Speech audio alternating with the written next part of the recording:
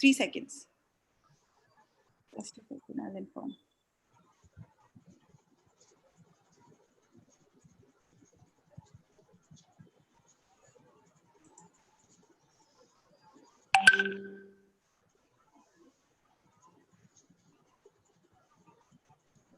Welcome back, dear friends, to day 2 of the National Seminar on Education GenNext Perspectives, Opportunities and Challenges. Here's presenting a bird's eye view of the webinar schedule.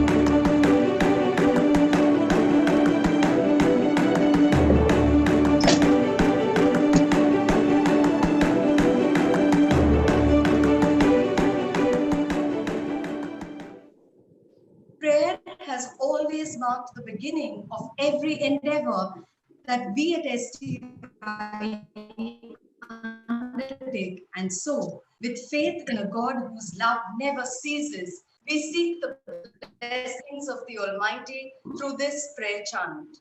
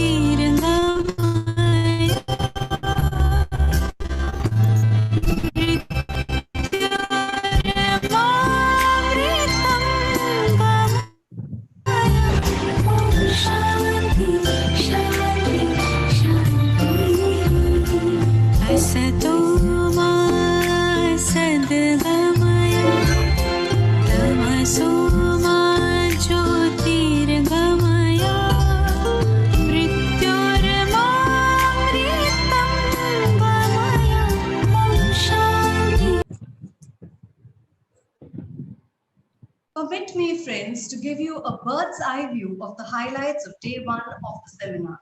The day began with the keynote address titled Education GenNext, Why and How by Dr. Jayashree Shinde, Director of the Teaching Learning Center from the Department of Educational Technology, SNDT Women's University, Mumbai.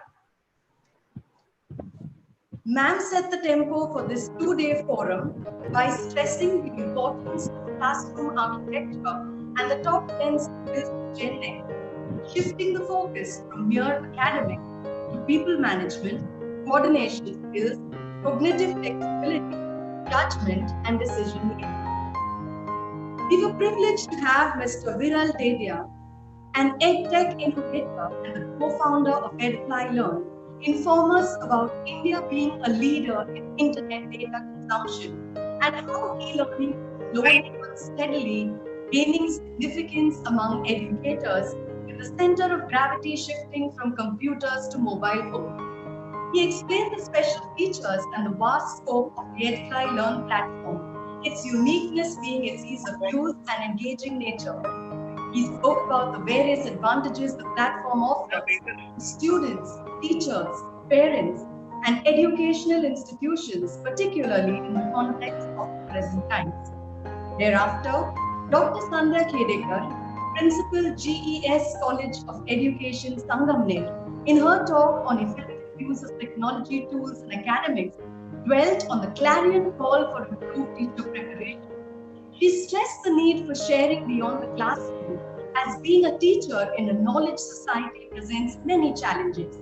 Ma'am provided us with a peek into what the classrooms of GenNext would look like and went on to orient us to a gamut of tech tools, presentation tools, online testing apps, and learning management systems, which can be used to enhance online teaching and make learning a fun-filled and interactive experience for the student fraternity.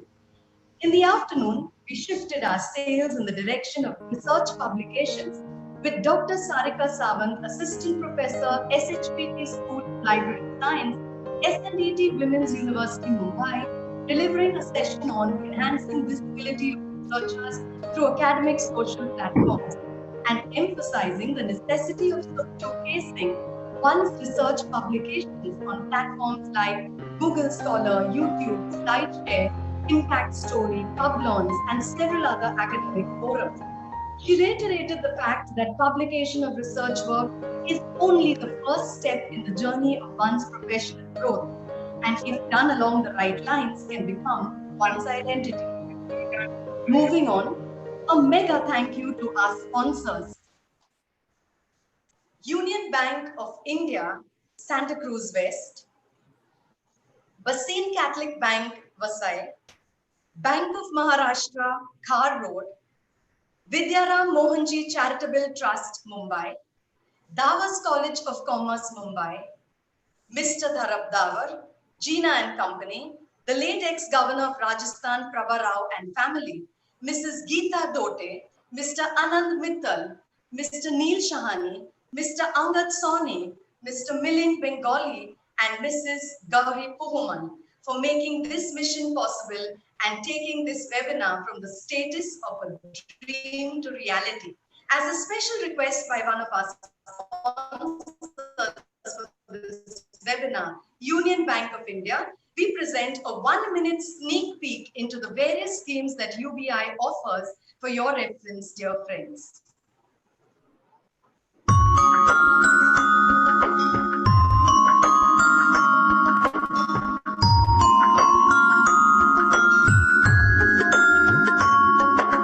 देखो सपने खुली आंखों से मांगो मंजिल नई राहों से नहीं अकेले अब आप नहीं देखता है कोई और भी वो सपने आपके सपने सिर्फ आपके नहीं आपके सपने सिर्फ आपके नहीं आपके सपने सिर्फ आपके नहीं आपके सपने सिर्फ आपके नहीं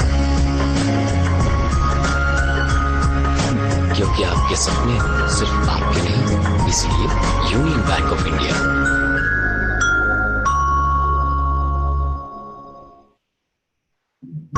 As we enter into the second day of the national webinar, after an intellectually engaging and enriching day one, we are confident that each of you is going to enjoy the intellectual feast planned through the day to equip you with the latest delegates and enriching, enlightening, exciting, action-packed and knowledge-laden day two of exploration into the landscape of research and publication ethics. I now call upon Dr. Reshma Rodrigues to introduce our first speaker of the day.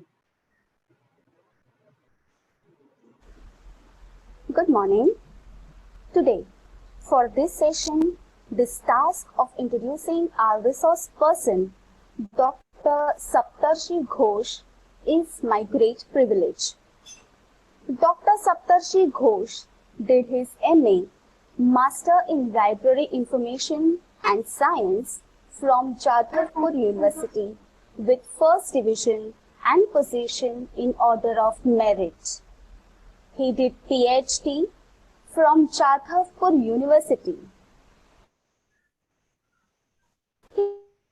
He joined services as a faculty member in North Bengal University in 2001. Dr. Ghosh has published scores of articles in the Journal of International Repute. He has received an Academic Excellence Award by Burdwan University. He holds number of memberships, to name a few: Bengal Library Association, the Indian Association of Special Libraries and Information Centers, the Association for Information Science and Technology, UK's Library and Information Association, and American Library Association. He has held a number of administrative positions in professional domain such as court member, course coordinator, EC member, convener, subject expert, GB member, etc. He has a wide experience of more than 19 years as faculty in the Department of Library. Specialization is computer application in library information and science. Sir is known for his expertise in multimedia development, web application and Object Pascal. He is famous as an science and its diffusion in knowledge economy. Sir has held many training programs and also has delivered expert talks at seminars and workshops. On behalf of our principal, Dr. Sister Tanuja Wagmare, staff and students of STI team, please join me in welcoming Dr. Saptarshi Ghosh for today's session. Sir, we welcome you, and without further delay, I request you, sir, to take over the session. Thank you very much. So first of all, I want to tender my sincerest thanks to the organizers and specifically Shakuntala ma'am for inviting me. And specifically, I do not know actually from where she discovered me. Because Mumbai and Darjeeling district, actually there's a long distance. This is around 2,200 kilometers apart. So, however, one thing is that I do not know. That is, I think most probably it happens like that way. That is, specifically, I even didn't know that one. That is, we had to go for such a kind of thing. And what I am right now missing, I just can't lean to the podium and I can't see your faces. I can only see selected faces like 10 or 12, or many of you are there. You have already muted yourself. You are not showing your faces. But specifically for one orator, one speaker, whenever he is describing something or telling something, this peer connectivity is most important. That is, if you can see the faces, if you can see the agreements, if you can see the counter agreements, if you can see the nods of the heads, if you can see the disapproval of what you are saying, it gives some bit of more, actually you can say that one, a kind of imbibes the author or imbibes the presenter more. That is, yes, most probably I have to twist by this, where I have to take a different path. So however, the main problem is that we are not getting that, and a lot of fellows, and I am rather a bit pressurized, because whenever I am getting that one, all the inputs you are giving in your tube, that is the 7,000 viewers, or rather everyone is saying, praising that one, raising their hands, and excellent. And yesterday's all presentations were excellent. I obviously admit that one, but whenever a virtual meet covers near about 10,000 or like 7,000, it obviously puts some pressure to the persons who are rather taking the legacy of the previous day. And practically all three fellows, they actually gave their baton to me to carry out the research or rather carry out that one, the kind of relay research that is actually going on, rather you can say that one, a relay symposium is going on. So what is rather pressurizing me, I can't do that one, that is that visitors actually intruding of the visitors, or rather those who are there intruding of the visitors should not rather go down, rather go some bit of up rather. So this is the first thing. And ultimately you see uh, the last day I think Sarika told actually excellently, a lot of examples were there, and Sunda madam also shown a lot of things. And then Joyce ma'am introduced the seminar with some good vibes. Now, practically, my topic is a bit, you can say that one, a dry thing, you can say. So, if you got that one, yesterday's was having some kind of, sweet taste. Today, you will get some bit of sour taste too. That is rather a mixture of that one, a sweet and sour taste. So, and obviously, this particular talk may not be suitable for everyone like you, because many of the terms, vocabularies are there, which may go beyond of your head. But actually, it can go beyond of your head, but try to keep one thing at your back so that it can actually reflect from there and come to my heart or my mind so that I can get you, that is, yes, from where I have to start. So without further delay, I'm rather sharing my screen and starting with this one.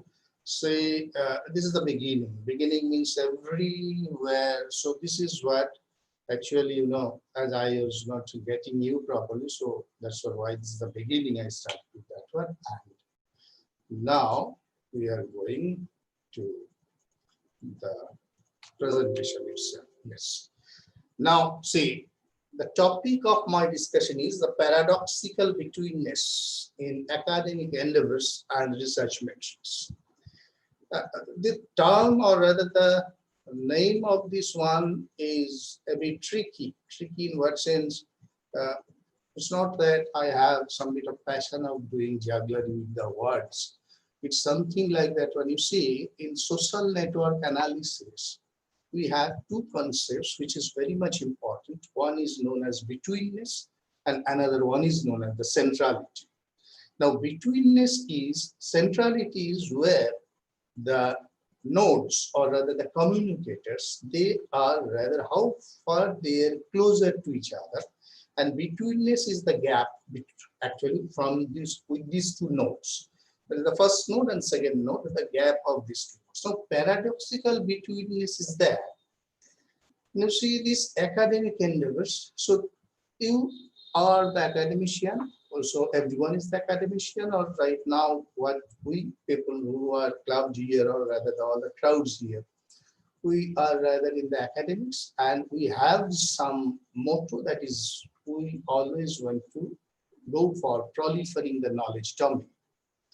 And ultimately, you see, many a times what you do now, whatever you are doing in your subject, whatever you are doing on your topic or your area of expertise, main problem is that, are you being seen by others or not? That is the most important thing, because the knowledge you have, if you have lot of tacit knowledge within you, but if you do not try to explicit this knowledge through some recorded form, so you won't be noticed. And practically speaking, the society won't be benefited with your intellect and with your intuit, what you already have within you.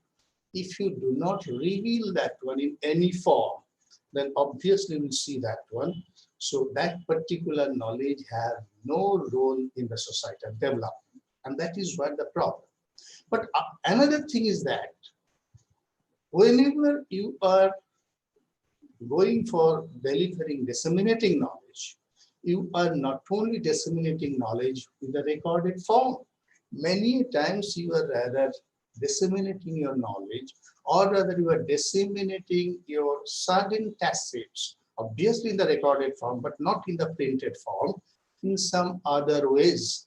And here you see your traditional measurement techniques are not sufficient enough. There is no such capturing device available by which that particular academic activity can be captured, gathered, and that can be recognized that you are also relevant to the contemporary social development, contemporary professional development, and contemporary academic development. Here comes the paradox. So paradox is that once you have to evolve yourself, you have to deliver something, whatever the society spent for you, and whatever the knowledge you gathered and value you have added with the existing knowledge, that particular thing you have to disseminate with some recorded form or with the recorded one.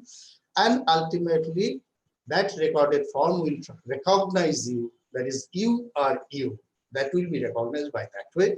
And if you do not go for that way, and if you have something which you are not representing in the traditional way, traditional form, then obviously your academic endeavor is not being recognized with the traditional form of study or traditional form of metric study. And here comes the you see the paradox. Paradox is what sense? That is how you represent yourself as one academician and how you are rather being quantified. Your records, your research is being quantified. Where is the gap?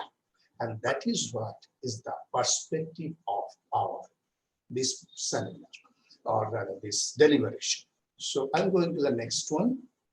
So these are the core issues that I'm going to deliver. So along with that one, so in this particular presentation, I do have different types of software also. I'll go to that particular place whenever it will be required. So these are the core issues that we are going to describe. And you see, these core issues are not actually very much emphasized, or rather these core issues are not actually on its own, you can say that one, concrete to abstract form, or rather abstract to concrete form, as Ranganathan suggested. These core issues are rather, you can say that one is as an as-is basis. As an is basis, that is whatever is there, the issues are there. So I'm not actually, I didn't apply any kind of, you see, the sequence for array isolates or rather any kind of principles of array isolate sequence here.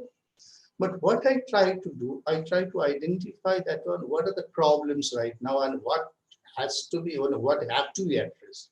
The first one is, you see, the publisher perish. The second one, we do have right now existing lot of metrics for measuring the individual's productivity, and a very new thing came, that is the alternative metrics. Then we have the paradox of intuitiveness and measure key deliverables. That is what we are going to get here. And if you really don't want to get perished, then how to focus yourself or how to present yourself in the contemporary academic world. This is some bit of suggestions or some bit of, you can say, that is a kind of warnings. That is, you better go for that one if you really want to be very much relevant to our existing academic fraternity. So with this one, so we are going for these things. Now see, publish and perish. This is actually a threat. This is actually a threat, means in what sense? So although this is the aphorism, you can say that one, this is a kind of aphorism. And it is rather being asked you to publish something, it is rather asked you to produce, because if you want to be relevant in your academic discipline, if you not publish. You're talking about Edfly Learn platform. Hello? Hello? To add student database. Hello? So you please continue. It was just a mistake from an else. Yes. So, should I continue? Yes, please continue. Okay. So now say regarding this publisher, so we are rather being It's not a kind of threatening, or rather you can say that, but that is, it's a kind of pressure. That is, if you do not publish, so you will be doing it. Doing in what sense? That is, in academic perspective or academic parlance, you won't have any relevance. So this is what there is a pressure, that is, the more you will publish, the more you will publish, more you will be visible. Because you see, the last day, Madam Sadika told about the visibility. The more you will publish, the more there will be the visibility. And obviously, whenever such type of thing is there, that is, there is a stricture, that is, you have to publish, otherwise you will get perished.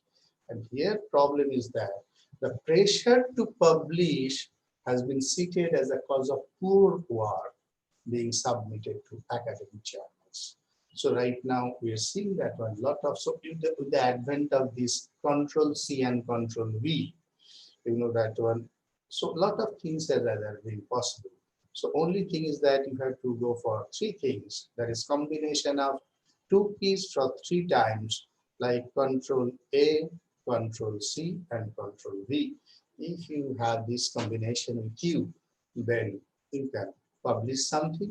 And right now we do have different types of paraphrasing tools like article screeners and all other things. And once you have this one, even you can actually make something of your own without putting too much of intellect with that particular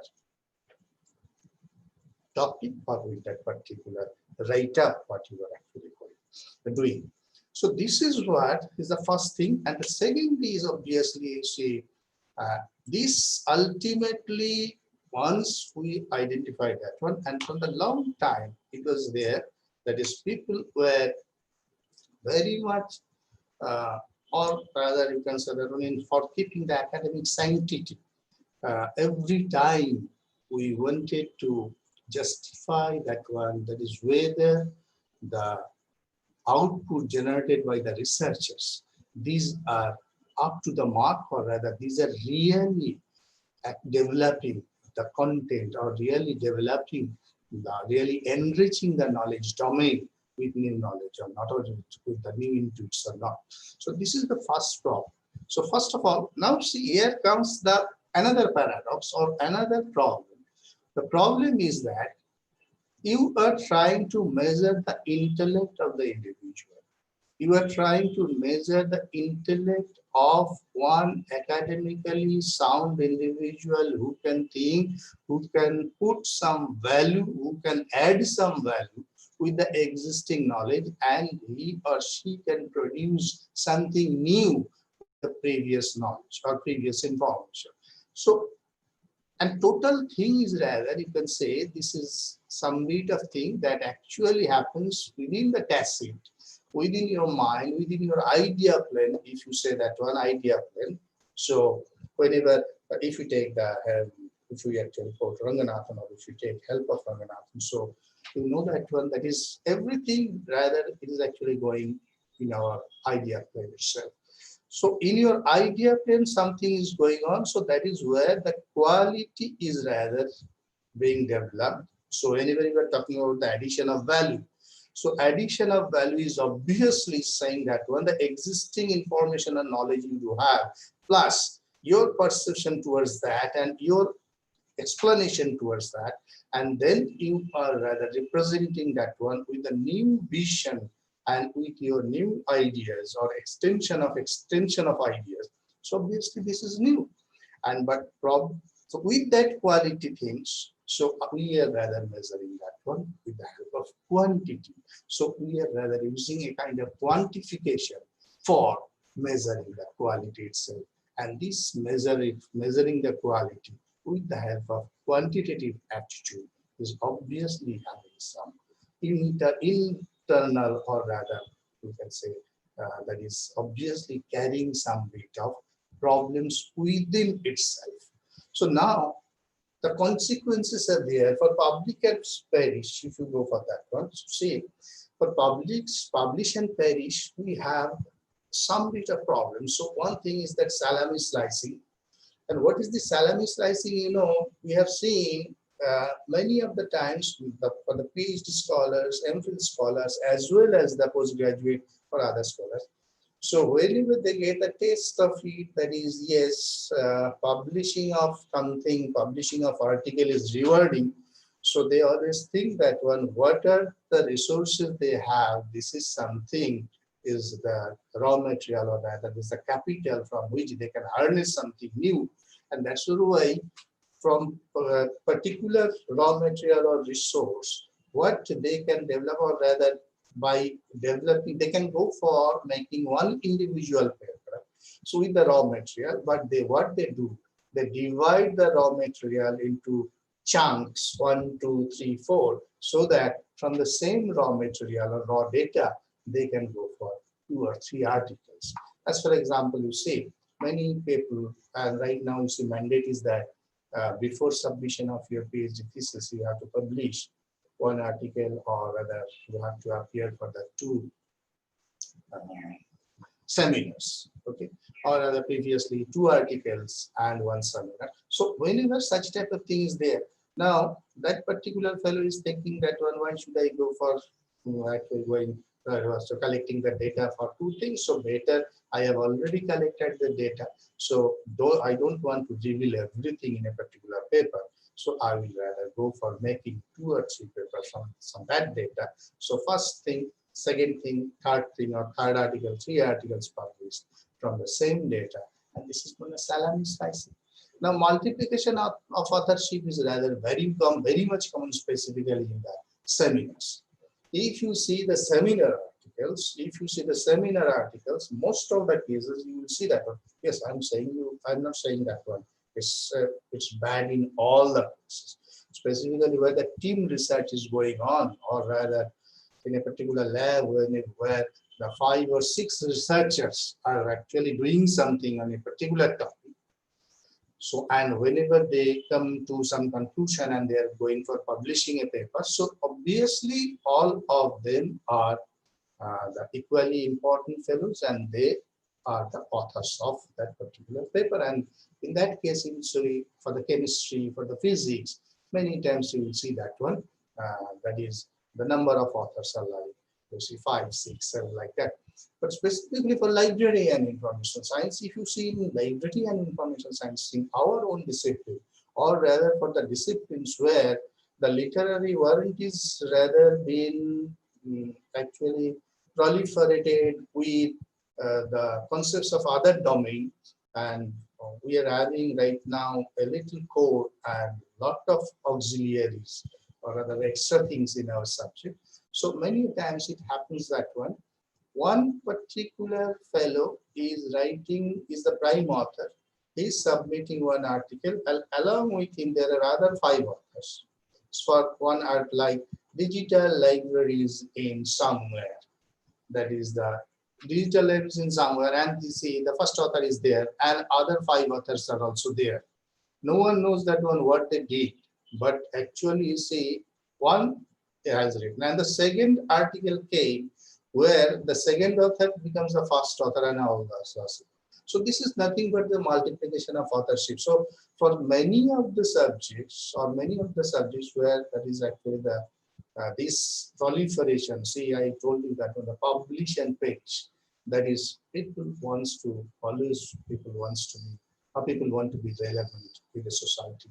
And here comes the concept of that one, and they are taking the consequences like this one, multiplication. Publication bias, there is also something that is publication bias. Some journals are having that not that much of strict peer reviewing techniques, or rather they don't go for the double-blind reviews. They have some bit of very flexible publication policy. So in that case, publication bias is there. Citation obsession. So many of our researchers, or rather you can say the authors, are having that one, that is they do not like that their references should be very minimal. They want to go for a long references, or 5 or 6 pages of references.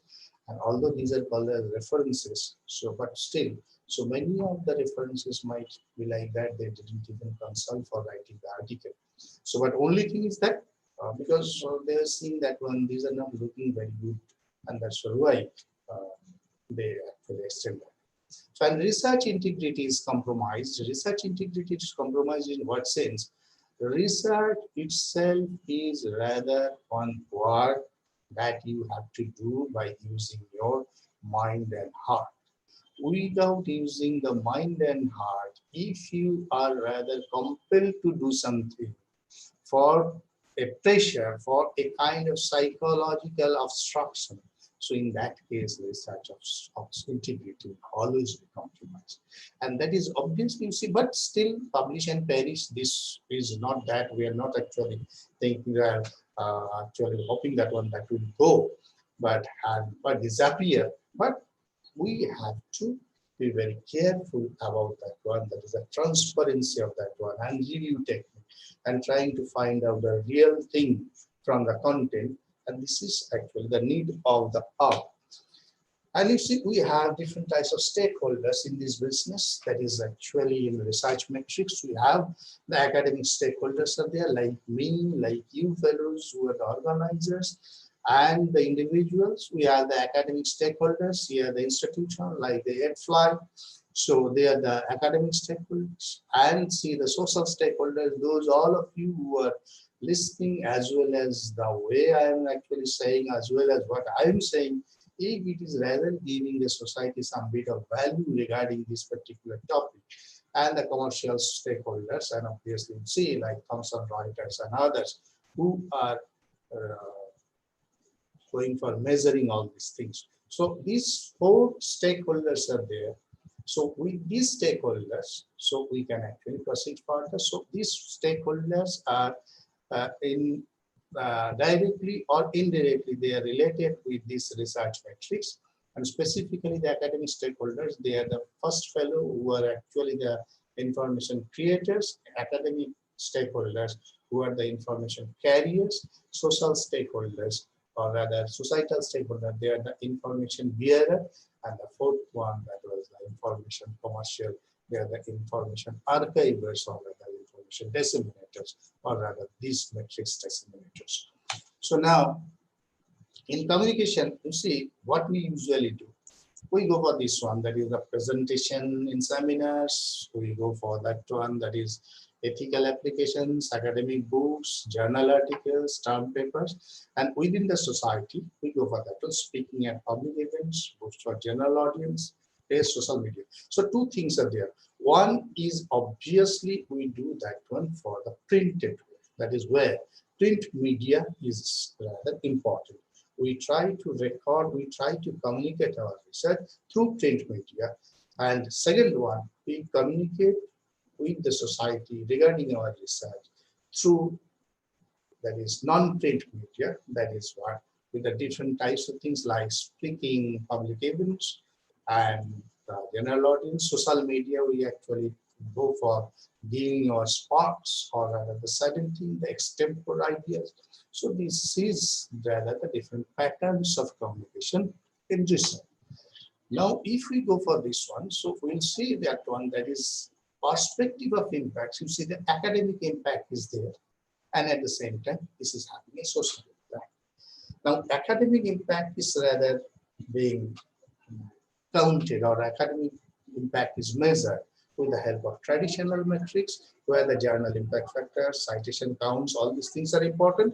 And we do have the societal impact. Societal impact means that is what? That is where the print media, we are not using the print media, we are rather using the social media, or rather you can say the ICT driven many-to-many communication. ICT driven many-to-many communication. This is not a one-to-many communication. This is rather ICT driven many-to-many communication. And that is what the new thing that has come up apart from the academic impact. So you have to have your academic impact, the articles, the books, everything. Apart from that one, you always have to go for that one, something which is having direct social impact. That is how you are thinking, that is how your subject is relevant to the society, and how you think that one. You are rather very much having the pragmatic approach towards the society. So next thing is that we have these two things. That is what you see, the traditional bibliometrics, and we have the, you can say that is the emerging metrics. So what are these? The traditional bibliometrics is, okay, so traditional bibliometrics, so based on, you see, the citation counts and emerging altmetrics. To know that one, I will come to that one a bit later. So traditional bibliometrics, so we are starting with that one, that is the traditional bibliometrics. Now see, if you go for the metrics of this thing, you will see, what is this? We just want to go for the quantification of research impact. Now research is here, research doesn't mean that is what you are actually doing as a scholar in one university or like that. Yeah, research means that is, if you are in academics, then your research is obviously a kind of, this is a kind of continuum, or rather you are researching almost all the times. You are researching all the times, your thinking, how you are rather extending the knowledge and how you are representing that one to the society, how that particular one is going to the society. And this quantification is rather nothing but your research impact. This is how you are doing justice with your discipline. And you see the multidimensional array of stakeholders. We have a lot of different, so I already shown you the types of stakeholders. And so these are the multi-dimensional array of stakeholders. So different types of stakeholders are there, and they are having different types of measurements for your intellect, or rather your this quantification measures for the research impact. And third thing is that calculation of fuzzy concepts and associative activities. The calculation of fuzzy concepts, a lot of things are there. So you see, whenever you are going for that is the Facebook. Many of the people are there in Facebook. They used to browse Facebook or used to see Facebook. They are rather the leechers, mere leechers. They do not participate with any chat. They do not do anything. They do not post. They do nothing. But only thing is that they, whenever they find the like button, they used to press it, like, you see. And many times they actually go for some comments like that one, that is good night and GWDNIGGGG, and then so like that. This is what, this is the fuzzy concepts, and actually what are the things you will get from that? It's not academic thing, but whatever. So like that, whenever you are using the smiles, each and every smile is having the main associative activities, and these things, can it be calculated with some concepts or like that? Because you see, whenever we say something, there might have some bit of duality or ambiguity involved. And that is where it actually comes, the calculation of fuzzy concepts and the associative activities. Now, what are the different metrics we usually right now use? So we have different types of standard research metrics.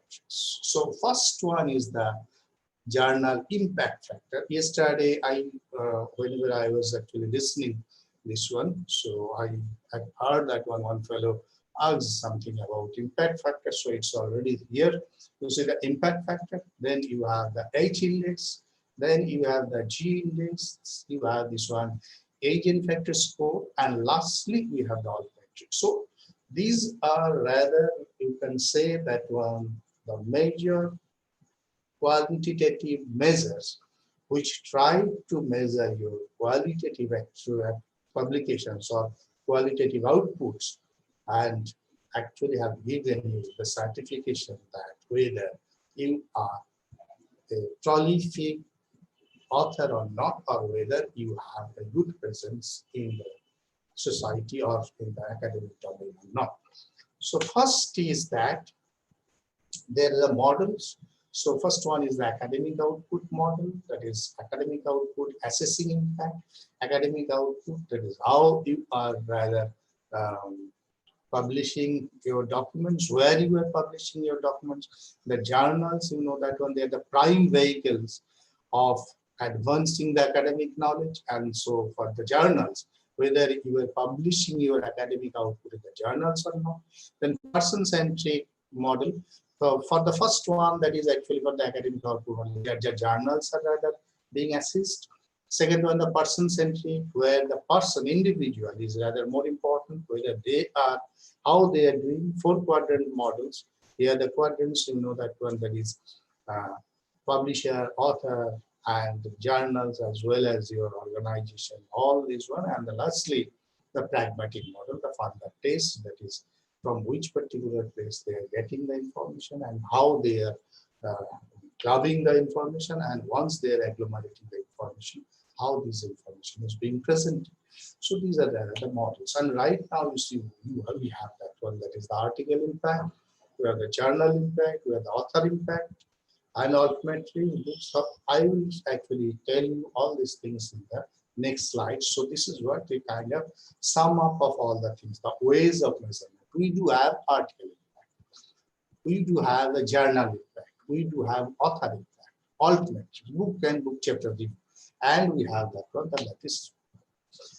Now you see this one come to this particular place, that is what the traditional metrics. So this is where the impact factor and the citation counts, these two, and journals and journal articles and scholarly journals impact, and journal impact factor is calculated by this way. And you know that what is science, technology, engineering, management. So the ingredients are largely adopted everywhere. So journal impact factor, this particular one, is rather a kind of measurement for going to the, for seeing which journal is having prominent usage in the academic domain, or which journals are having high impact in the academics rather than that of the low impact. So where users or authors are always eager to publish their articles. So these are rather the measures. This is what the impact factor is. The more impact factor will be there, so more better the journal is. Now you see this impact factor, once upon a time, you see, I think most probably right now, this name changed. So once upon a time, you know that one, that was actually known as the ISI, that is Institute for Scientific Information, that was in Philadelphia. So in Philadelphia, so ISI was there. And once then ISI, that was actually, so they have a branch right now. So they're doing that one through this one, that is Thomson Reuters. So they changed it like that one, that is a Thomson Reuters. And this particular one was rather managed by one of the most prolific author and most important author, significant author in our domain, known as Professor Eugene Garfield. And Professor Eugene Garfield and his organization, which is right now, you know that one, Clavierite Analysis, so which are rather producing the JCR Journal Impact Factor, and which are actually giving you the Web of Science. But this Web of Science, or rather all these things, these were nothing but the publications of the Indian Institute for Science and Information, that is ISI. And right now it is known as Thomson Reuters. So impact factor is something prescribed by Eugene Garfield. And impact factor is nothing but the measurement of last 2 previous years, total number of citable items, and total number of items cited by 2 authors, their ratio. What is that? That is, you see here one example is there. That is total number of articles published in 2008 and 2009, cited by 2010. It is always measured with a 2 years value. 2 years value means whenever you are measuring impact factor for the year 2020, you are actually not taking 2020 as your base. you are taking 2019 and 2018 for your consideration, and you have to collect how many total articles, citable things or citables were there in those 2 years, like 2019 and 2018. So add these two and then add how many of these were cited in 2020, and that is what, divide it by 2 and you will get that one, the journal impact factor. So impact factor, you can go with this one also for impact factor calculation. If you really want to go for impact factor calculation, so you can use this one. See, so this is what a software, this particular software was developed by his side by Eugene Garfield. He developed this software. Right now, this software is abandoned and no further development is going on this particular software. So it is rather available through Thomson Reuters repository archives. So you can download that one from that particular place. So see in action, this is what, so I'm rather running this software here.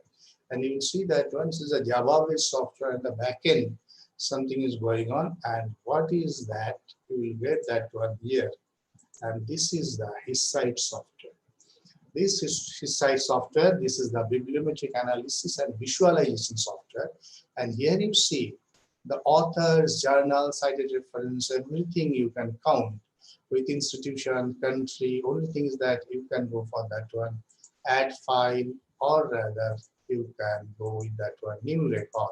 See, whenever you will go for the new record, it will give you the screen. This is where you'll see that one. You can write author, name, source, date of DOI, that is the digital object identifier, and all these things, and then you can save this one. So one record will be saved. But at the same time, I'm telling you, as because this is actually coming from Thomson Reuters, many times you having to type that one of your own. Even you can import the data from Web of Science, that is Thomson Reuters data, and integrate that one here just to count all these analysis. And obviously it will give you different types of analysis index, analysis like that is the H index, like the impact factor, everything you can count that one from this particular place. So this is one software. So his site, right now it is not available, I'm telling you. So you have to find it somewhere in the archives by using Google. And this is a very good software for citation study as well as for the bibliometrics. So now you see, this is the his site. Now I'm going to this one, that is the impact factor.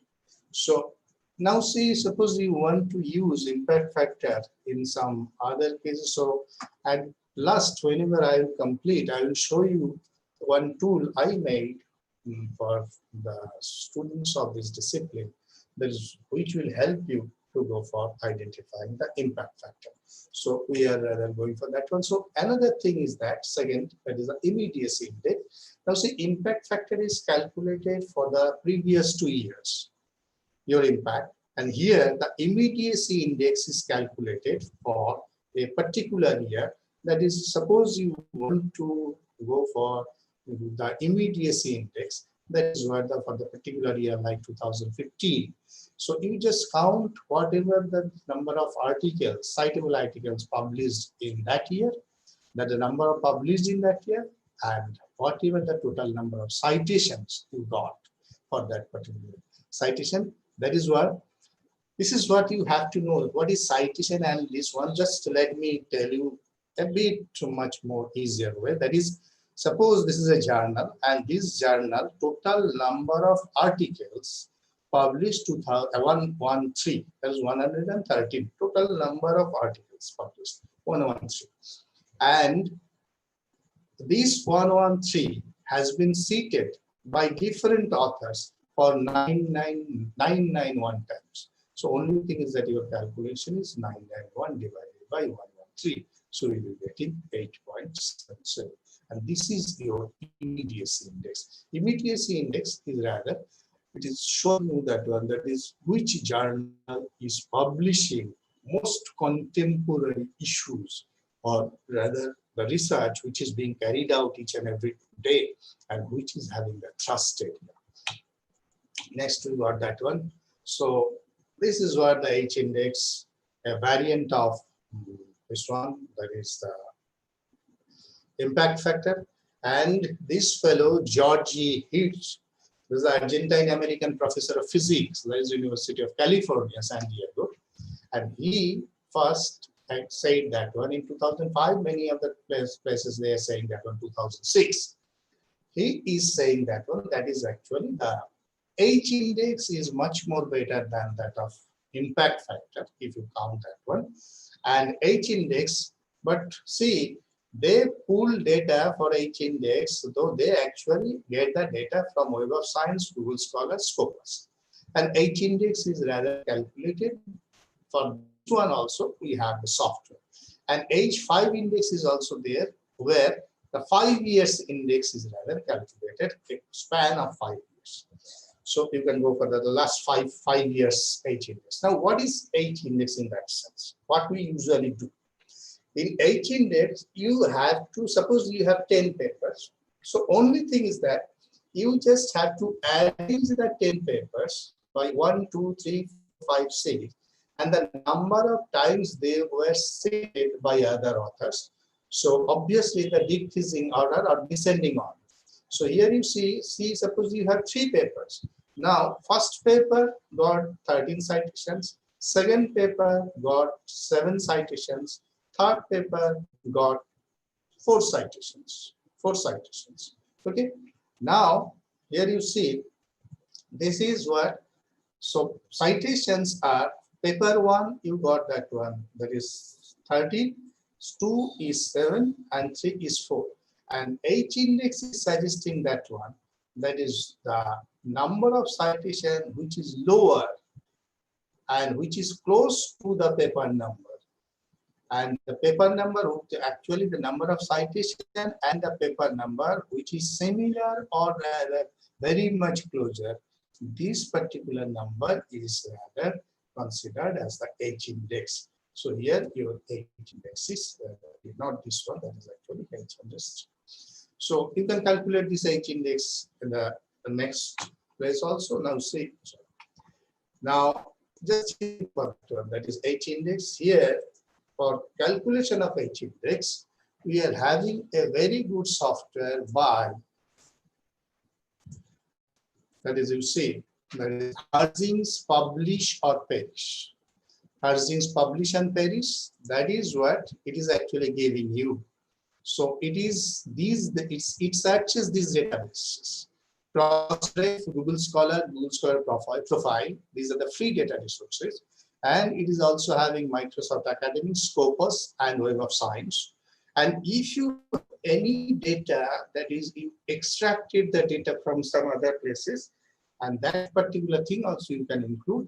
So just for example, you say, if you want to check someone, like, you see, go for this one, that is the search, my searches. So first search here, Garfield, and go for search. Now see, it is searching Garfield. Now see that one, progress, let's go. Now Garfield, Eugene Garfield.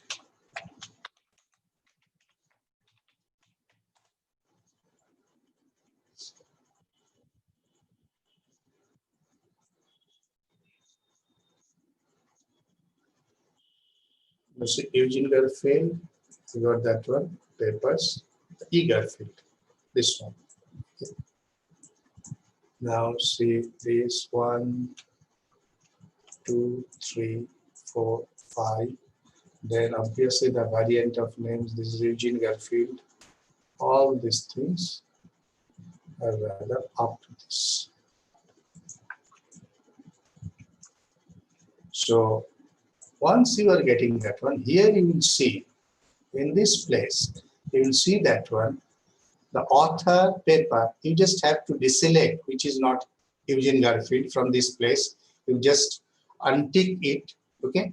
And here on the left-hand side, you will get that one, how number of papers, citation per paper, cites per year, H index, G index, that is the Google index, H index that is normalized, H index annualized paper with this one. So this is what the results, and if you want to go for seeing the explanation of results, and you will get that one here. So this is not a big problem for anyone if you want. But for your concern or for you, I am saying that one, if you want to use this thing like Microsoft Academic, Scopus and Web of Science, you have to have the license of using that one. So, just you go for that one, Eugene Garfield, and you will see that one. It is asking you the sign-in information, and if you do not have that one, you cannot access that thing. So this is what the H index is. H index is rather counted like this way. That is, you better collect the number of papers, how many papers you have written, which is one column, and the second column, that is what are the citations they got, and now rearrange that one from decreasing order and try to see that one where the number of the paper and number of the citation is equal or just near equal, and that is that particular number is your H index number. And here comes the G index, that is this particular person, the Leo Ege, and Hasselt University in Netherlands. He suggested the G index, and G index, it is also actually you can calculate G index by Hertzing's publics and Pennies. And G index is what? This is just, you can say that one, it is rather, you can say the continuation of H index. You can say that one, this is the continuation of H index. Here, the lowest is not covered. It is rather where the high seated citations are. G index is seated because the scholars notice that H index ignores the number of citations of individuals. So this is what G index is, nothing but the total number of articles you publish, or the total number of articles you publish, and the number of articles, the square of the number of articles, the citations received by that article. That is what the square of the number of articles. If you have 9, so if you have 9 articles, that is 9 square, that is the 81. Which particular articles having the 81 citations each, and that is the total value of G index. And the next one is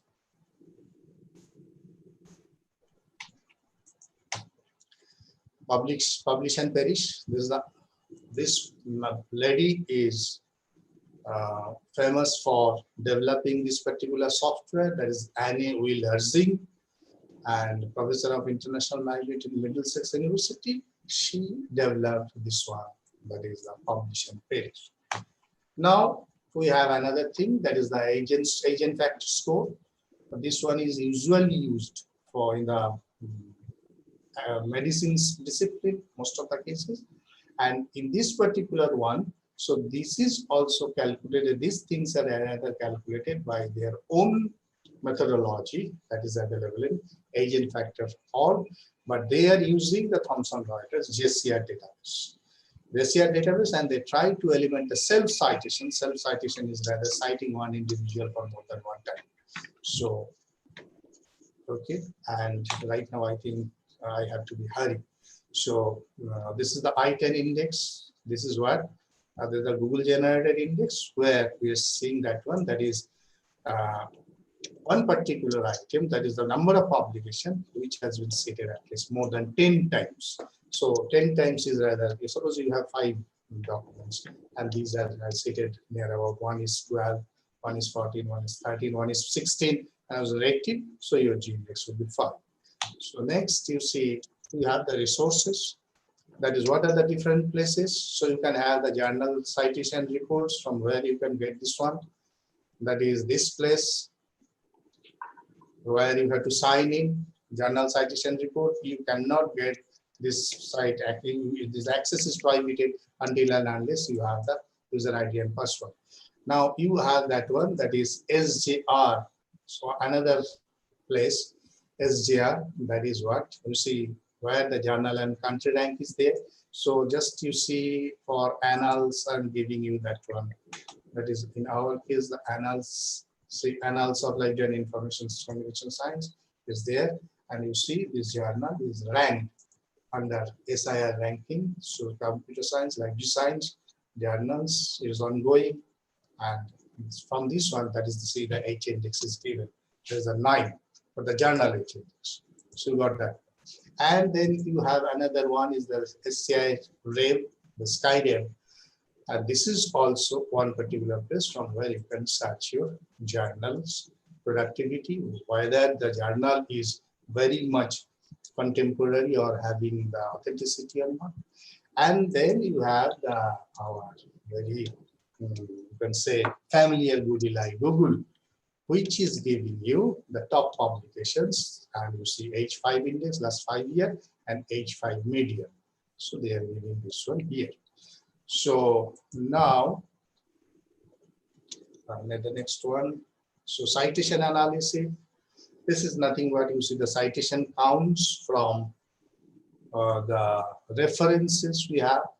So reference of the journals or reference of the articles from where we can count, that is how many times one particular article has been cited. And book impacts for the some kind of research, or rather for the historical research, many times we rather use the books also having the impact.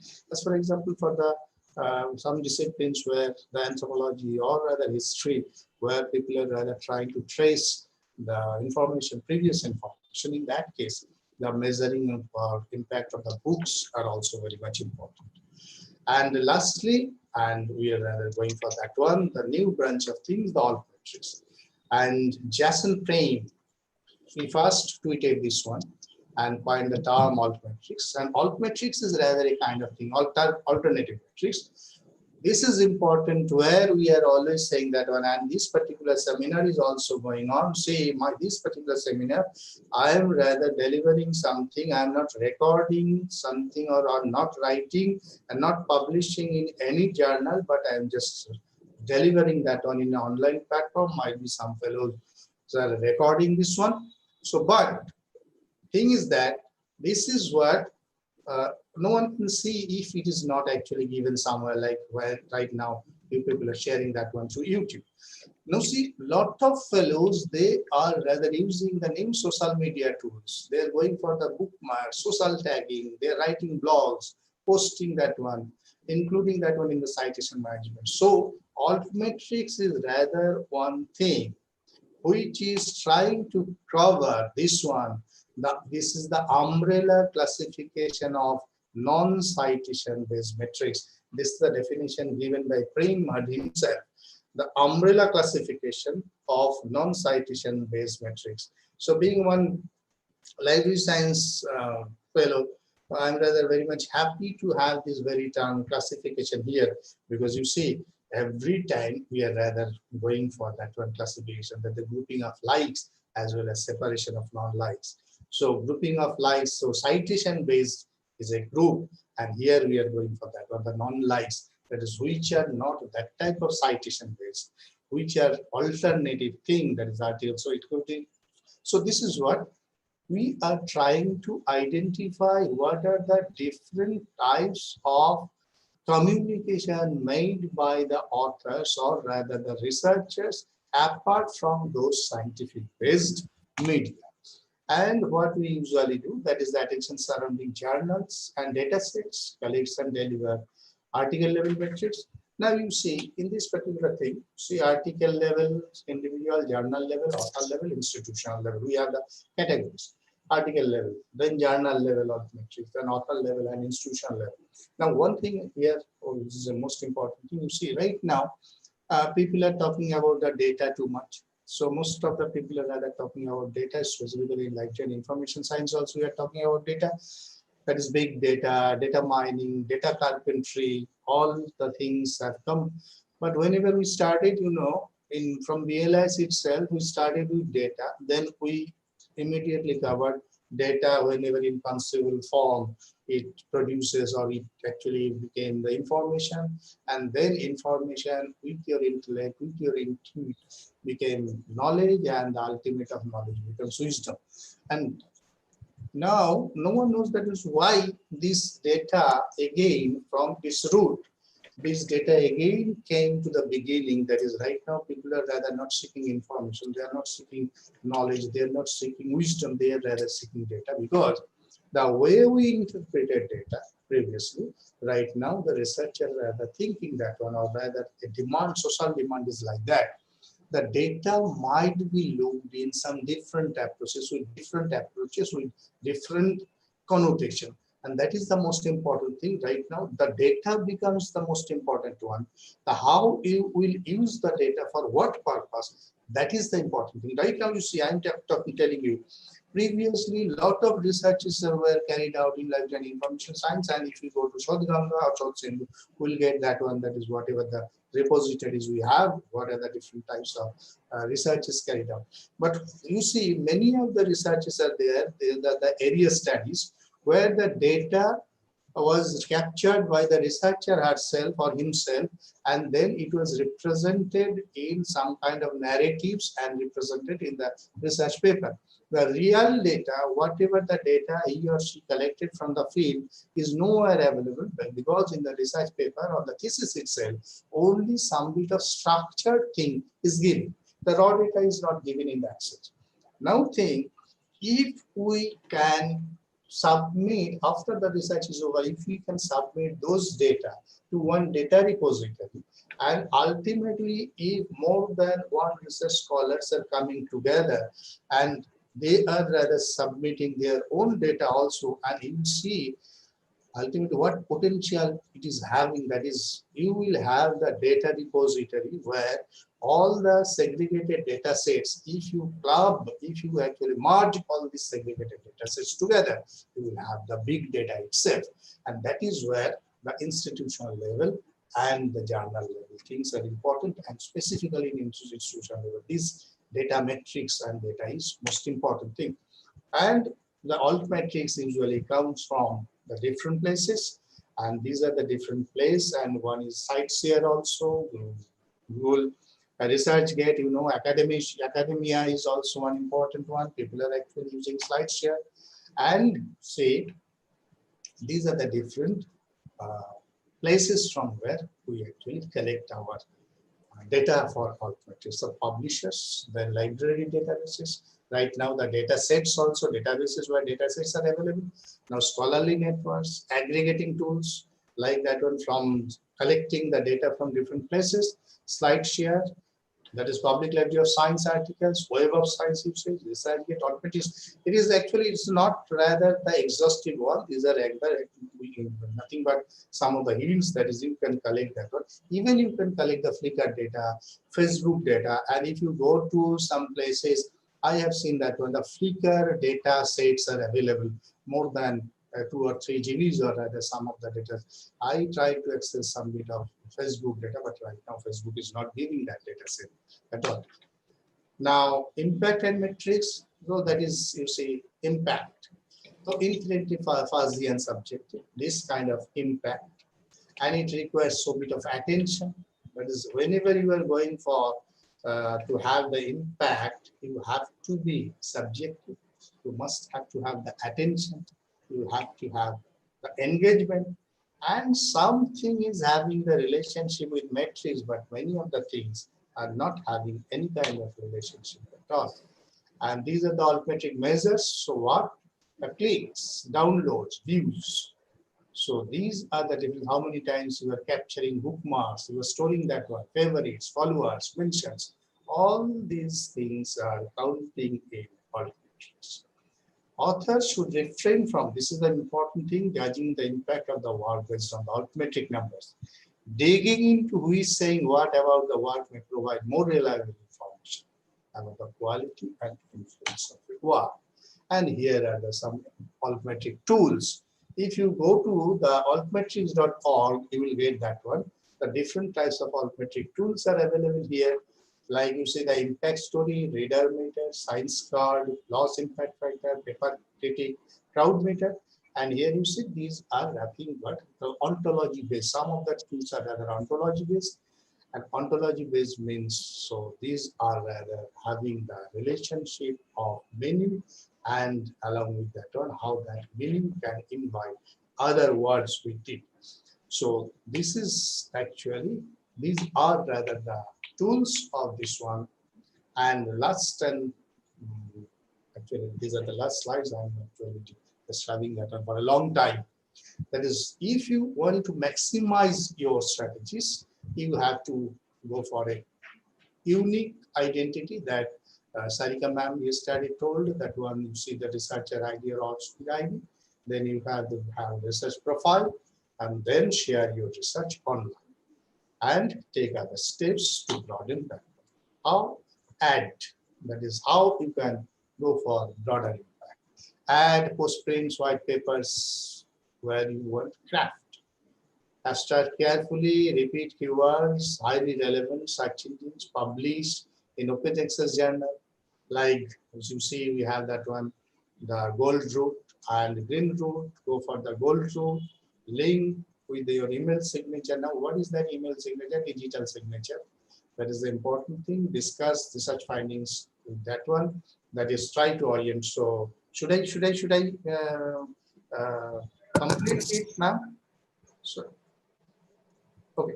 Now discuss your findings, the post to Twitter, and contribute to. Here I am saying that on Wikipedia, but it's not only Wikipedia. Contribute. Don't actually keep yourself shut. Try to go for actually opening you in the community, to the community. That is, you also think like that. And you see here one thing that I actually got from Quora. This is one important thing. This just I am rather going through the lines. It is forgotten that the quality of science and of the performed research of the thing shall count most. It is forgotten that the scientific publication is not the primary result of scientific undertaking. It is the new knowledge that moves science forward. We publish just in order to contribute efficiency to the common knowledge pot. It is absolutely relevant how many articles or pages you wrote if you have pushed things forward. This is where I have said you, what do you think? And I'm not saying that I'm not endorsing this view, just this type of views are coming. And these are the references. And here the last thing you say, the first one, just shoot. We are here to listen. Second thing, I deliberately didn't make the thank you slide because it's for all. And that is, this thank you is for all, not digital. It is rather with a human touch from heart. Thank you very much.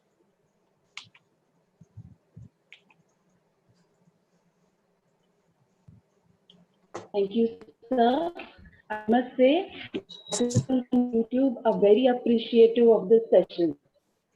We also have some questions from the participants as posted on YouTube chat and given to us.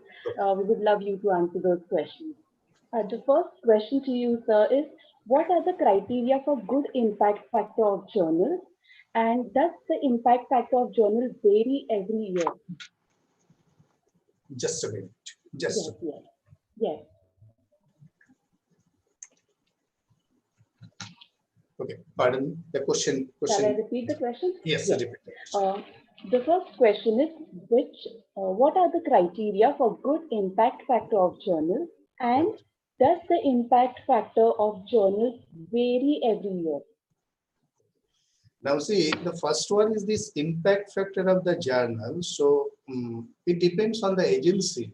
Specifically right now, you see, for UTC is right now only accepting Thomson Reuters impact factor. Those who are the teachers, you know, I am also in university quality assurance cell. I am actually one member of IQAC in my university.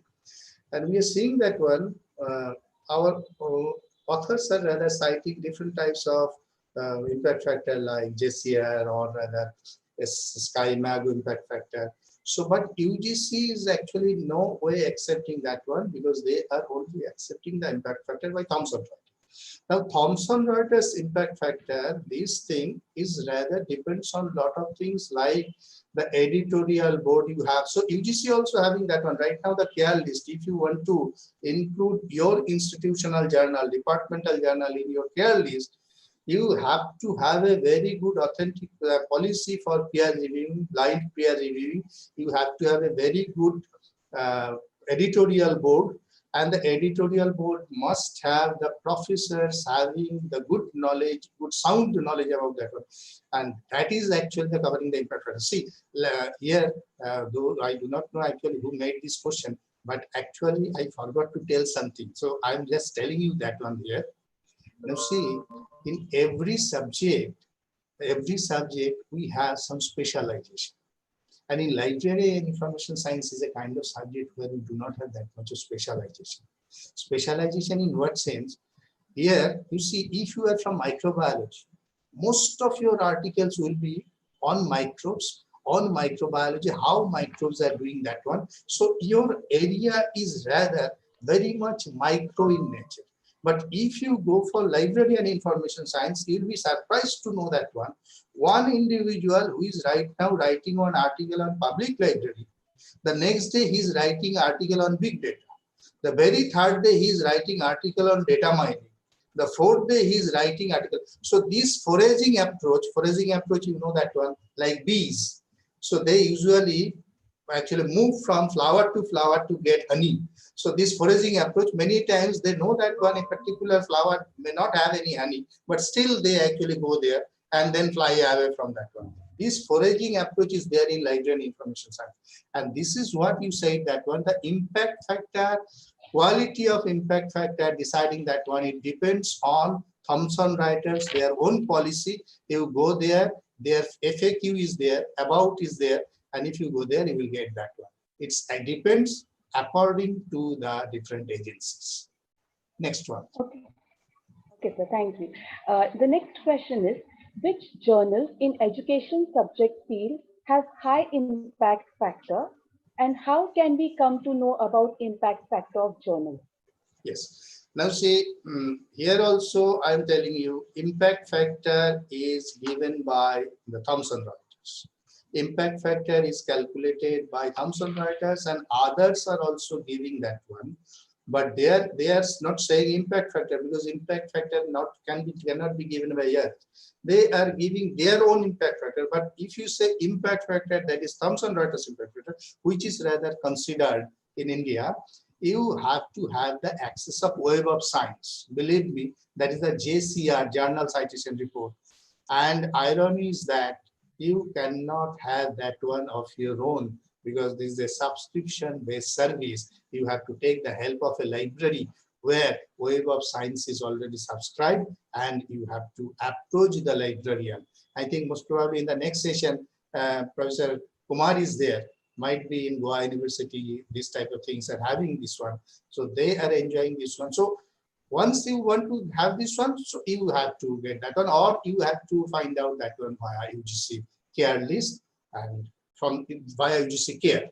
So otherwise there is and you can have that impact factor also if you go to the journal website itself, and if the journal is rather giving that one, yes, the impact factor is this in the web itself, then you can take the snapshot of that one and you can see that one. This is the impact factor. Next. Thank you, sir. This question is by Dr. Sheila. From where do we gather information regarding the citation of our papers, that the citation our papers have received, and since many of our papers are not digitally uploaded? See, here is the problem. So whenever you are saying that one, the papers are digitally not uploaded, this is rather a really troublesome thing. See, in my PhD master's course, I had my dissertation paper on citation analysis. And specifically, I did citation analysis of a particular university. The thesis is of botany thesis and citation analysis of botany. What I had to do by that time, I had to go to the university library and I actually reprographed all the reference pages of those PhD theses, reprographed that one. Those references, and you know that one, people are having a tendency of giving more references than that of content. This is in general, I'm not actually hurting anyone. So this is actually, that is why people are having that type of tendency. They're giving more references than that of the content. You'll see that when their content is of 2 or 3 pages, but they are having references of 12 pages. So in that case, whenever you are having that references, so you have to collect those references and then you have to type that one in Excel or in any other places. This is one problem. Those journals which are not at all digitized, for that one, only way out is that one, you have to get that one by manual mode. But those who are having, those who have already digitized that one, so if it is enlisted in some kind of repository or archives, or rather you see the vendor specific repository, that is the Willis, or rather you can say the other repositories like you see the Gesto or other places. So we can export citation, and we can export citation in the this format, deep format, or like that. Then we can integrate that one in any kind of reference manager, and it even helps us for literature review. But whatever you were saying for that one, you see, we do not have any shortcut. Next, ma'am, any other question? Yes, sir. Yes, sir. There are quite a few questions. Okay. This question is by Dr. Sandhya Khedekar. Okay. She says, so nowadays, many journals are with impact factor. And if we publish our papers in those journals, they are not counted for CAT. How to identify the genuine journals with true impact factor? Madam, I'm telling you one thing. This UGC, I'm not going to. It's a public forum. I am not saying anything against UGC here, but as an academician, I have some bit of reservation regarding these policies. Once upon a time, they immediately came up with one idea, that is, this is actually the UGC enlisted journal. UGC enlisted journal, they abandoned, there are about 4,000 journals from their list. Suddenly, they now you see those who are senior in the profession, like you who are dealing with the subject for more than 15 to 20 years, you have written so many articles by that time where there were no check and balance like this. That is this UGC care list, or rather this one. So those articles, what you published earlier times, can anyone say that one, those articles were not having any kind of potential, and these are not at all quality journals at all, or these are not quality journals? This is some kind of thing. This is the denial. This is rather they are in the process of denial. And what is the most problematic thing is that right now they are considering only Thomson Reuters impact factor. If you go to the UGC website, you will see that one they are considering only. That's why these are not being actually counted. And Thomson Reuters just, you know that one, see, lot of things are there. I think in the public forum, I can't say that one. You can ask me why Ukund is there, why not Turnitin is there, why this is. So a lot of things are there. So you just text me, I will say that one, that is the nitty-gritty things behind the screen, what is going on. Thank you, sir. The next question is, can we calculate impact factor of PhD thesis from Shodh Ganga? If yes, then which of these repositories has got maximum impact factor? PhD thesis impact factor. See, impact factor is actually calculated for journals. It is not for PhD thesis. Impact factor is calculated for the journal. This is the journal level thing. That is, those things should be cited, because you know impact factor calculation is always based on last 2 years citation, total number of publication by one journal for the previous year and the year before previous year. These are rather counted, total number of citable things. And you know, this total number of citable things means editorial things are not counted. Letters are not counted. Only the articles. These are counted. Now see, let me give you one example. One example is that suppose in 2018, you are counting for 19. In 2018, one journal published 4 issues, and in 4 issues, they published 10 articles each, so you are having 40. And in 2017, they published 40. So you have total 80 publications. And these 80 publications were seated in 2015, suppose 200 times. So your impact factor will be 200 divided by this 80. This is your impact factor. Now question is, your PhD thesis, who has seated PhD thesis? PhD thesis is rather one unpublished thing. Once you publish that one in the form of a book, then only PhD thesis people will know that one you did something. Right now, it is available in the repository. Anyone can download. It's okay. I know that one. But the problem is, who else is going for that one? So for PhD thesis impact factor, this might be a challenging idea. So challenging idea is we can so go for one proposal for doing that one. I'm not discarding this very idea, but we can see some avenues for that is including that on whether this can be done or not. So although this answer seems like that on some kind of political answer or diplomatic answer, but the thing is that I'm not discarding you. I'm rather saying that one, you better come with a proposal, that is how we can do that one. So collectively we can do that one. Thank you. Yes, thank you, sir. The next question is by Dr. Vijay Pandagle. He asked, are the Indians in the scholar list of preparing indexes? Which one? Are the Indians in the scholar list for preparing indexes? Scholars preparing indexes. So one journal was there, one index was there, that is actually, you see, I think this is not very much a regular in actually, that is Indian Citation Index.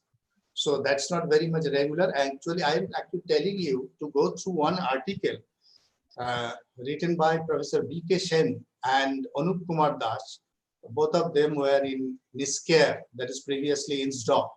And they developed one article, they developed one study material for UNESCO, and where the research matrix, 186 pages document is there, and where this history of this one is given. And it is mentioned there, the Indian, they started that one, but it is, people are not actually having that type of idea of that one, Indian Citation Index. So you just go for that one. It is available in the web, and that is actually the written by Professor B.K. Sen and Anup Kumar Das, the study material for UNESCO. Yes, sir. The next question is Google Scholar calculation same as and country, or they use some different techniques?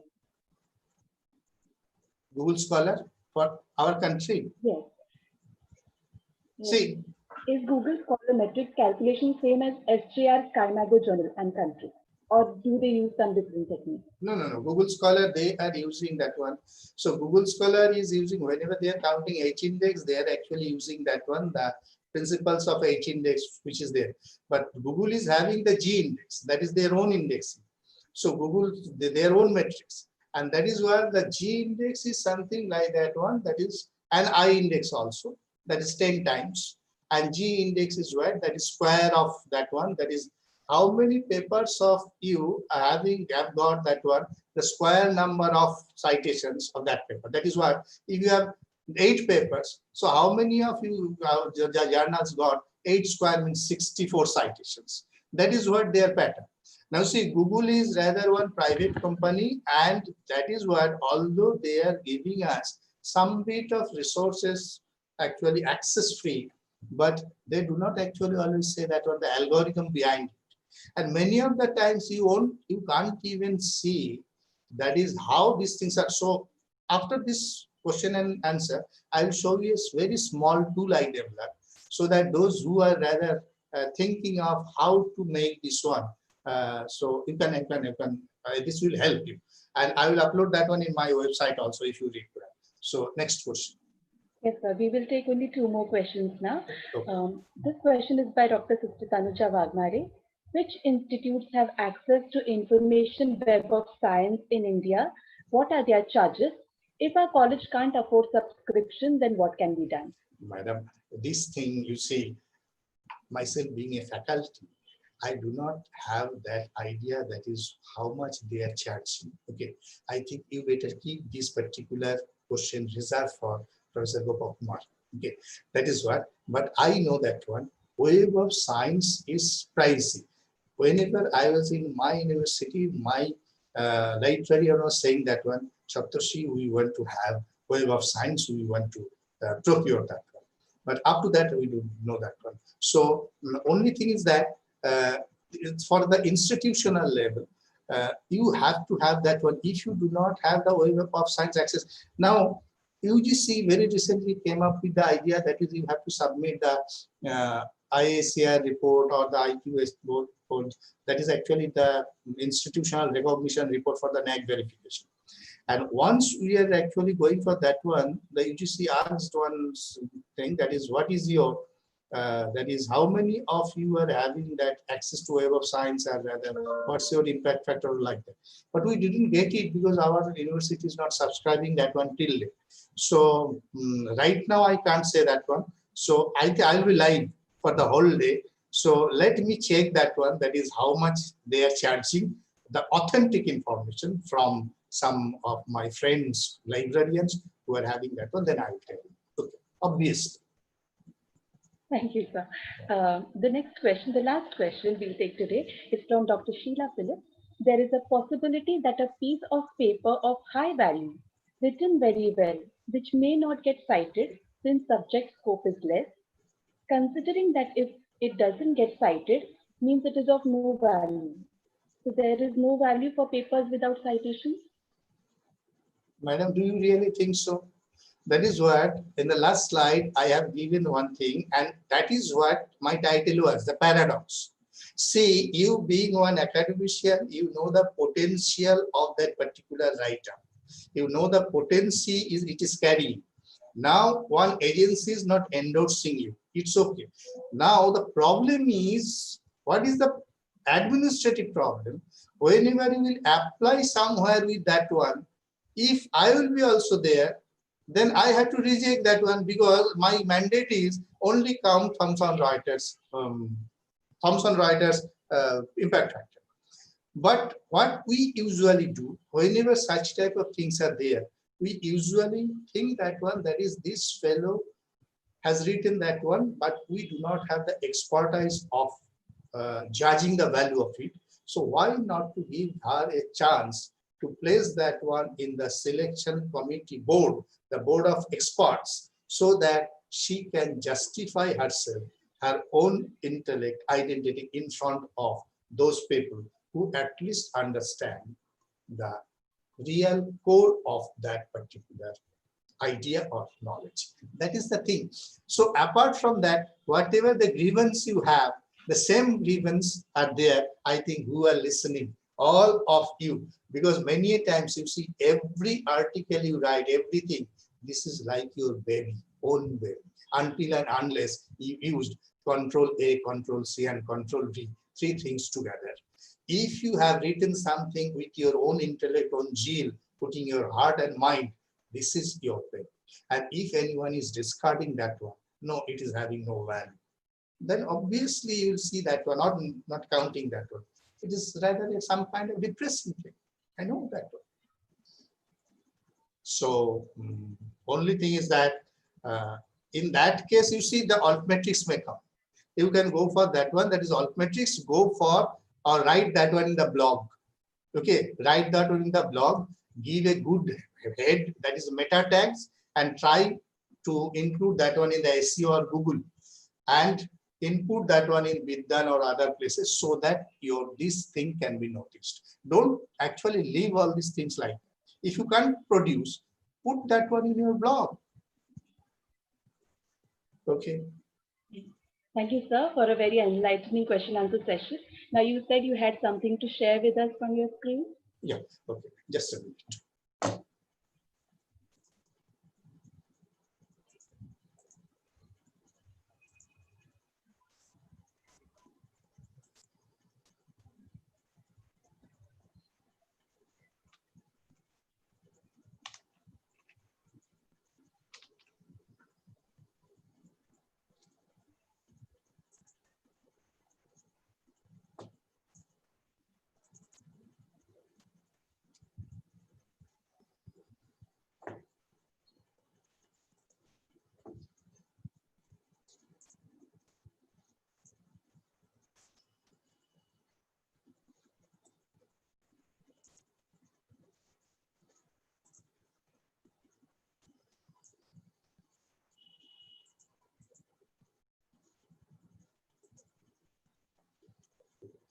now I will share screen. So, share. Yes. Getting this one? Yes, sir. That is just a tool. Okay. So this is what those who are rather thinking that one, how to calculate this one, that is impact factor like that. So just put here the impact factor for which year you want to go for impact factor. Suppose you want to get the impact factor of 2018. Now say immediately you will get that on the previous 2 years, that is 2016 and 2000. Now see in 2016 total citable items for the first document, total citable items 2016, including all the issues. Suppose you have 4 issues and each and every issue there are 10 documents. So obviously 10 articles. So this one and this one, 80 and 80. Okay. So total citable 160. And in 2016, with all this one, this was cited. So taking that one, that is suppose 2 or 3 or 4, whatever you got that one, total citation was 45 and this one was 56. So this is actually total out of 160 articles published, only 101 is rather actually impact factor is actually just cited. So now impact factor is just divide that one 160 by that one and you can get this one. Okay. Now you can go for the G index. That is what you can go for how many papers you have. Suppose you have 10 papers, click it and you will get that one. That is what are the number of papers. And just write here the citations with your the decreasing actually with the that one that is the kind of increasing also the highest value will come first with this one. So suppose first one is 50, 45, then obviously this will be 40.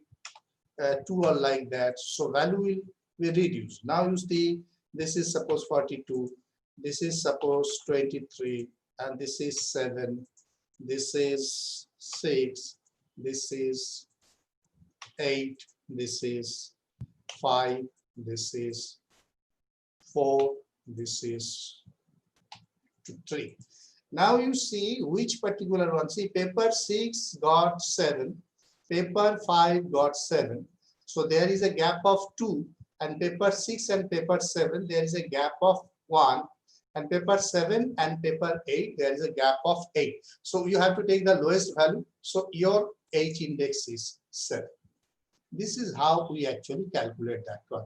So okay, so I was actually trying to make this one for today, but it's not completed. But however, thank you very much. So with this one, I'm concluding my session over here. So thank you all, specifically Shakuntala madam, and all of you, those who didn't know me, but without not knowing me, but you try to explore one individual. That is nothing but try to find out dark in light. So not light in dark. Okay, so you tried that one. So thank you very much. Thank you. Thank you, sir. Thank you for a very enriching and useful session. You spoke about the consequences of publish or perish. Very true. Introducing us to interesting concepts of salami slicing, multiplication of authorship, etc. You enlightened us about various research metrics, which would definitely prove to be extremely useful to all of us. You made the information very simple, crisp, and clear to understand. Thank you once again, sir, on behalf of our principal, Dr. Sister Tanuja Vagmare, the staff and the students of St. Teresa's Institute of Education and the entire XLI team. Thank you once again, sir. Now for the announcement. We meet again, dear participants, at 3:30 p.m. That's the afternoon session. And the feedback form will be given only after the afternoon session, like it was done yesterday. Please fill in the feedback form. We meet again now, then at 3:30 sharp. Thank you. You can end the session.